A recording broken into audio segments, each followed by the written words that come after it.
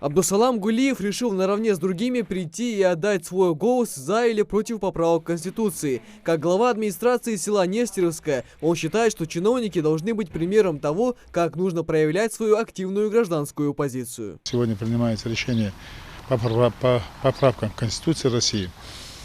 И человек, который не принимает участие, я считаю, что это неправильно.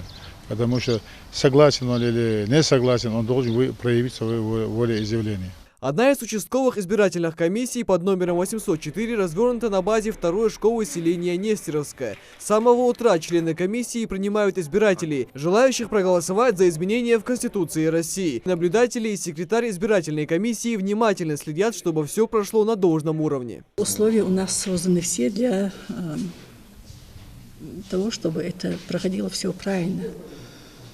Маски есть, перчатки, дезинфекцию проводим. У нас вот лента, дальше лента они не должны переступать, проходят свою кабину, им выдают бюллетени, они проходят свою кабину, ну и оттуда, соответственно, они в ящик закидывают свой этот бюллетень и благодарят и уходят.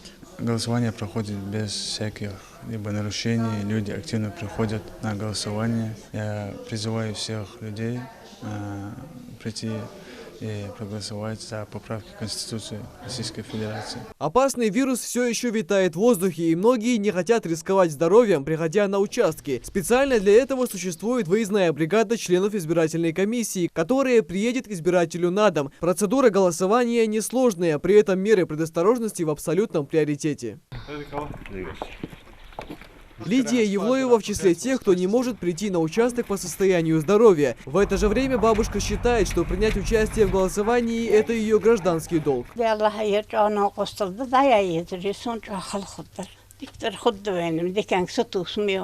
Уже на следующей неделе станут известны результаты голосования, а пока что у жителей региона есть возможность прийти и отдать свой голос на избирательных участках по месту жительства. Михаил Тангиев, Адам Далаков, Новости 24.